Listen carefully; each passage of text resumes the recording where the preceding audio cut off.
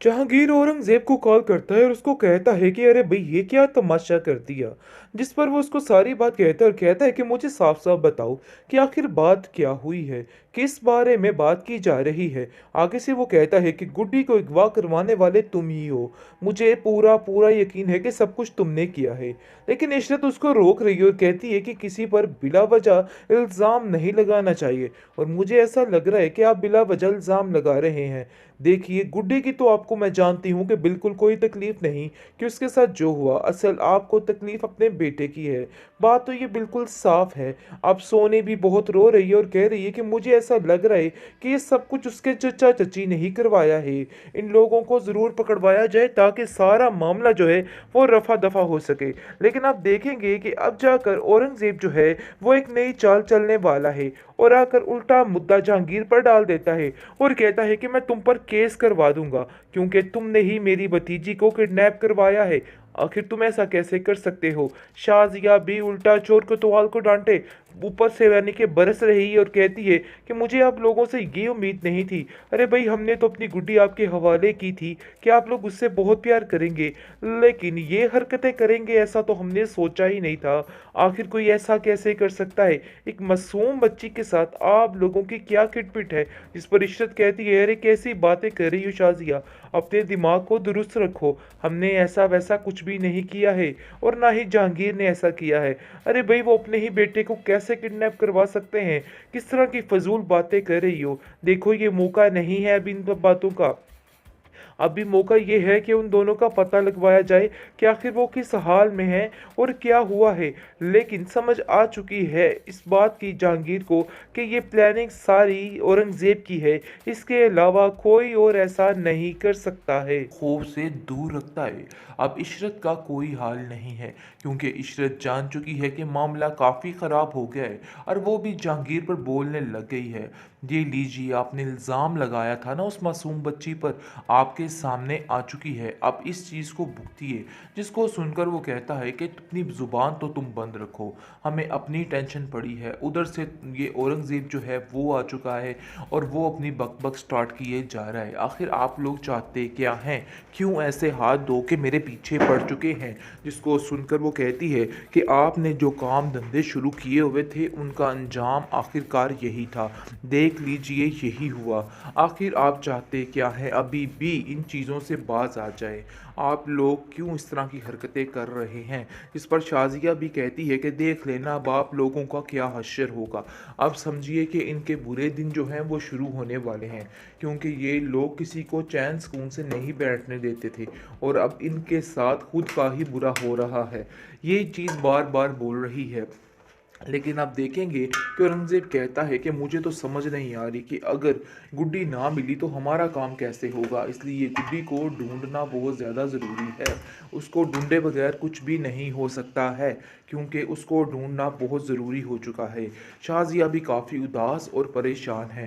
कहती है अरे भाई, मैं क्या करूं, मुझे तो खुद कुछ समझ नहीं आ रही है। इन सारी चीज़ों का हल क्या है और कब तक ये सब कुछ ऐसे ही चलता रहेगा। आपको मेहनत करनी होगी और गुड्डी को ढूंढना होगा, क्योंकि अगर आपने गुड्डी को ना ढूंढा तो मामला ख़राब हो जाएगा।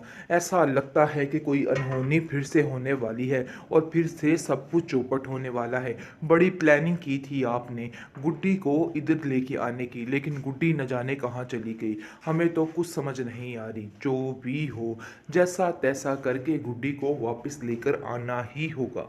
फिर एक नई चाल चला दी गई है। कैसे तरीके तरीके से सब कुछ तबाह किया जा रहा है। ये लोग न जाने क्यों मासूम बच्चों के पीछे हाथ धो के पड़ चुके हैं और उनको ऐसा लग रहा है कि बस ये कमाल सीन बना रहे हैं वो। खैर, आप देखेंगे कि गुड्डी और हमज़ा को जैसा कि किडनैप कर लिया गया है, काफ़ी परेशानी का आलम है। अब इशरत खून के आंसू रो रही है बैठ के।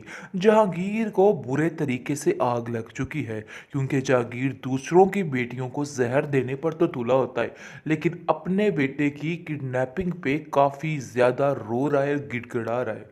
सोनी को भी अब अकल ठिकाने आई। खैर, बच्चे हैं, मिल जाएं तो अच्छा है। लेकिन जी फिलहाल अब देखेंगे कि उसकी स्वीटी कुछ भी उसके साथ बुरा नहीं होने देगी। बहरहाल काफ़ी ज़्यादा इन लोगों पर इल्ज़ाम लगाए गए। जहांगीर जो है अब खामोश हाथ पर हाथ रखे बैठा है और दोनों एक दूसरे पर इल्ज़ामात लगाए जा रहे हैं, क्योंकि औरंगज़ेब जो है वो जहांगीर पर और जहांगीर औरंगज़ेब पर इल्ज़ाम लगा रहा है। लेकिन शाज़िया जो है अपने फूट डलवाने के लिए वहाँ पर पहुँच जाती है। अरे भाई, कहती है कि खुदा गारत करे आपको, एक मासूम बच्ची के पीछे हाथ धो के पड़ गए आपको क्या हो गया था? जिस पर इशरत कहती है कि अरे भाई, मेरा बेटा हमजा भी इसमें शामिल था। मैं जानबूझकर या जहांगीर जानबूझकर अपने बेटे को क्यों किडनैप करवाएंगे? कैसी फजूल और भयानक बातें कर रही हो तुम? जिसको सुनकर वो कहती है कि बात तो मैंने 16 आने ठीक की है, चाहे आप लोगों को अच्छी लगे या बुरी लगे। देख लीजिए, आपने उस बच्ची पर इल्ज़ाम लगाया था ना, कैसे आपके आगे आई, और हमारे साथ आपने क्या किया था, सब कुछ आपके आगे आ रहा है। लेकिन गुड्डी काफ़ी ज़्यादा बेचैन और बेकरार है कि आखिर वो क्या करे, और बिल्कुल अकेली पड़ चुकी है। लेकिन कुछ तो ऐसा है जो उसको खौफ से दूर रखता है। अब इशरत का कोई हाल नहीं है, क्योंकि इशरत जान चुकी है कि मामला काफ़ी ख़राब हो गया है, और वो भी जहांगीर पर बोलने लग गई है। ये लीजिए, आपने इल्ज़ाम लगाया था ना उस मासूम बच्ची पर, आपके सामने आ चुकी है, अब इस चीज़ को भुगतिए। जिसको सुनकर वो कहता है कि अपनी ज़ुबान तो तुम बंद रखो, हमें अपनी टेंशन पड़ी है। उधर से ये औरंगज़ेब जो है वो आ चुका है और वो अपनी बकबक स्टार्ट किए जा रहा है। आखिर आप लोग चाहते क्या हैं? क्यों ऐसे हाथ धो के मेरे पीछे पड़ चुके हैं? जिसको सुनकर वो कहती है कि आपने जो काम धंधे शुरू किए हुए थे उनका अंजाम आखिरकार यही था। देख लीजिए, यही हुआ। आखिर आप चाहते क्या हैं? अभी भी इन चीज़ों से बाज आ जाए। आप लोग क्यों इस तरह की हरकतें कर रहे हैं? इस पर शाज़िया भी कहती है कि देख लेना, अब आप लोगों का क्या हश्र होगा। अब समझिए कि इनके बुरे दिन जो हैं वो शुरू होने वाले हैं, क्योंकि ये लोग किसी को चैन सुकून से नहीं बैठने देते थे, और अब इनके साथ खुद का ही बुरा हो रहा है। ये चीज़ बार बार बोल रही है। लेकिन आप देखेंगे कि औरंगज़ेब कहता है कि मुझे तो समझ नहीं आ रही कि अगर गुड्डी ना मिली तो हमारा काम कैसे होगा, इसलिए गुड्डी को ढूंढना बहुत ज़्यादा ज़रूरी है। उसको ढूंढे बगैर कुछ भी नहीं हो सकता है, क्योंकि उसको ढूंढना बहुत ज़रूरी हो चुका है। शाज़िया भी काफ़ी उदास और परेशान है। कहती है, अरे भाई, मैं क्या करूं, मुझे तो खुद कुछ समझ नहीं आ रही है।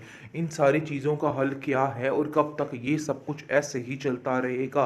आपको मेहनत करनी होगी और गुड्डी को ढूंढना होगा, क्योंकि अगर आपने गुड्डी को ना ढूंढा तो मामला ख़राब हो जाएगा।